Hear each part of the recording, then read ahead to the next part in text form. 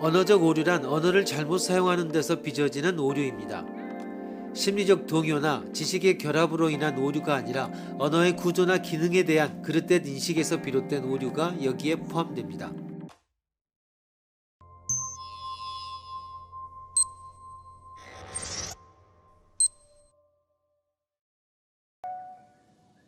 나치 하해 독일에서 있었던 일이었다. 어떤 수녀가 연합군의 스파이로 수배된 장교를 차 뒤 트렁크에 감추고 탈출시키던 중 국경 검문소에 이르렀다. 독일군 헌병이 다가와 물었다.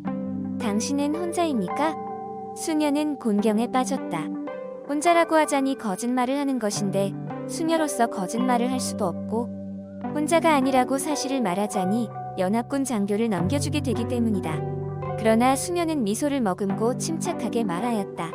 혼자라니요. 우리 같은 사람은 항상 주님이 함께 해주시지요. 근엄한 헌병의 표정이 활짝 펴지고 웃음이 터져 나왔다. 수녀가 여유만만하게 통과한 것은 물을 필요도 없는 일이었다. 수녀는 거짓말을 하지 않고도 연합군 장교를 무사히 탈출시키는 데 성공했다. 이 상황에서 발견할 수 있는 오류를 모두 지적하시오.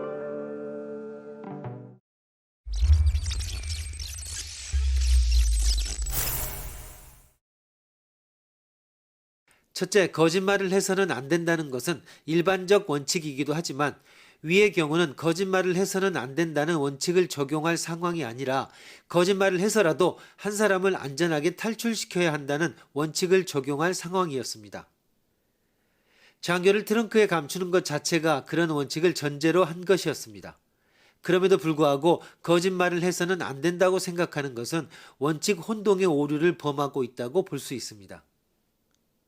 둘째, 수녀가 우리 같은 사람은 항상 주님이 함께 해주시지요 라고 대답한 것은 애매성의 오류를 범한 것입니다. 헌병은 수녀가 수상한 사람을 숨기고 있지 않은지에 관해 물은 것이지 하나님이 수녀와 함께 하는지에 대해 물은 것이 아닙니다. 수녀는 헌병의 물음에 직접 답하지 않음으로써 거짓말을 하지 않고도 연합군 장교를 무사히 탈출시킬 수 있었습니다. 사실 이 경우는 수녀가 애매성의 오류를 범했다기보다 이용했다고 봐야 합니다. 애매성의 오류를 범한 것은 오히려 독일군 헌병이라고 볼 수 있습니다. 셋째, 수녀는 또한 유머의 호소라는 오류도 범하고 있다고 볼 수 있습니다. 만일 그렇지 않았다면 헌병은 자신이 애매성의 오류를 범하고 있다는 사실을 보다 쉽게 눈치챌 수 있었을 것입니다.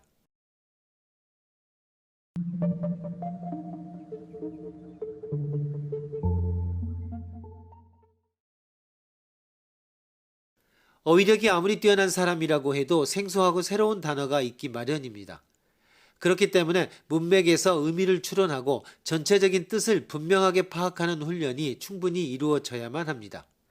우리들 대부분은 사전을 찾거나 인터넷 검색을 통해 모르는 단어의 뜻을 알아내는 방법을 알고 있고 때로는 말하는 사람에게 직접 그 의미를 물어볼 수도 있으므로 생소한 단어들이 우리의 이해를 방해할 때는 대체로 손쉽게 해결책을 찾을 수 있습니다. 용어 정의의 규칙, 규칙 1, 논쟁을 벌이고 있는 양쪽이 다르게 사용하는 핵심 용어들을 가려내라. 규칙 2, 그 용어를 이해하는 서로 다른 방식에 대해 각자 간단한 설명을 제시하라. 규칙 3, 새로운 용어나 수정된 용어를 사용하고 증거의 표준에 대해 합의함으로써 또 다른 혼란을 피하라. 위와 같은 규칙들을 준수한다는 것은 논의의 핵심이 되는 용어들을 문맥에 따라 더욱 분명하게 정의한다는 것을 의미합니다. 이는 특히 토론의 과정에서 중요합니다. 논쟁을 벌이는 사람들이 어떤 말을 서로 다른 의미로 사용하고 있으면서도 그런 사실을 깨닫지 못하기 때문에 논쟁이 해결되지 않는 경우가 자주 일어납니다. 그런 논쟁은 말 그대로 말싸움에 지나지 않습니다. 다음 예를 살펴봅시다. 1. 마르크시즘이란 자연과 사회의 발전에 가장 중요한 법칙을 가르치는 것이다.